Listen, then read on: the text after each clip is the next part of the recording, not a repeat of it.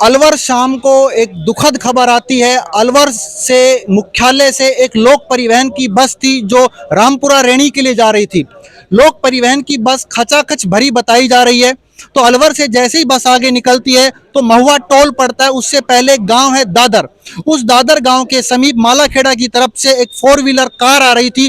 उसको बचाने के चक्कर में ये एक दुर्घटना घटित होती है और उस दुर्घटना में लोक परिवहन की बस और कार दोनों की दोनों पलट जाती है। जैसा कि प्रत्यक्षदर्शियों ने बताया, दुर्घटना एक बड़ी थी और मौके पर अकरा तफरी का माहौल मच गया था। जैसे तैसे करके घायलों को अलवर के जिला मुख्यालय अस्पताल राजीव गांधी सामान्य चिकित्सालय में लाया गया।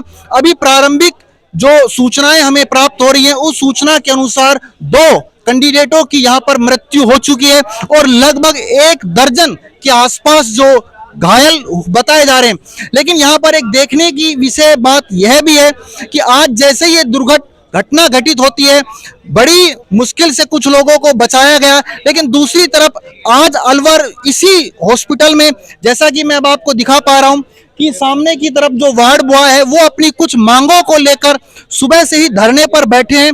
इनकी मांगे क्या हैं? इनका ये कहना है कि हमें जो इनकी तनख्वाह थी वो नहीं मिल पा रही और ये सुबह से ही धरने पर बैठे हैं। शाम को ये घटना घटित होती है, गंभीरों को तुरंत अलवर के जिला अस्पताल में बैठाया जाता है। लेकिन उसी ट्रॉमा सेंटर के सामने जहां पर अब जो आप देख रहे हैं, यह वार्ड बॉयों का धरना जारी है। आप धरना दे रहे हैं और अभी अलवर में एक घटना घटित हुई है। हाँ जी, जिसमें 2 लोगों की मृत्यु भी हो चुकी है। अभी प्रारंभिक जो बातें बताई जा रही हैं, आप धरना दे रहे हैं। हाँ जी, आपकी जो मांगे हैं, हाँ जी, आपकी जो समस्याएं हैं, वो प्रशासन के साथ होगी। हाँ जी। लेकिन आप अपनी जिम्मेदारियों से कैसे? हमारा स्टाफ लगा हुआ है वहाँ पर, हमारा कर्मचारी काम कर रहा है। हम लोग लेडीज बैठे, हमारे जेंट्स लगे हुए हैं, सारे जेंट्स लगे हुए हैं। हमारे हम लोग ही काम आ रहे हैं, कोई और काम नहीं आ रहा। आप सुबह से धरने पे बैठे हैं। हाँ जी, हमारी कोई सुनवाई नहीं हुई। आपसे कुछ बातचीत की होगी प्रशासन ने? की थी, हमें कभी तो हमें बोलते 12 बजे आएगी तनख्वाह, कभी कहते 4 बजे आएगी।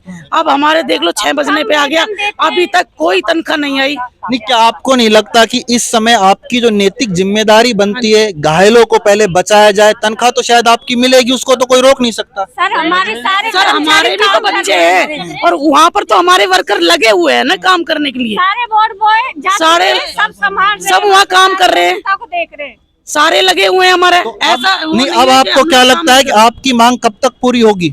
हमारी कोई सुनवाई नहीं हो रही है, अभी तक तो कुछ हुआ नहीं हमारे साथ। वो दायित्व हम पूरा कर रहे हैं। हमारे कर्मचारी मरीजों को संभाल रहे हैं, जो भी उनको सहायता है वो प्रदान कर रहे हैं, पर हम हमारे हक के लिए लड़ रहे हैं।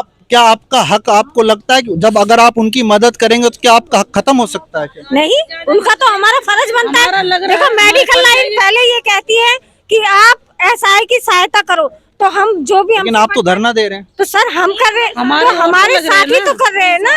ये देखो, 10 के बैठने से कुछ नहीं होता, 20 वर्कर हमारे लगे हुए हैं, क्योंकि हमें लगता है कि इंसानियत पहले है।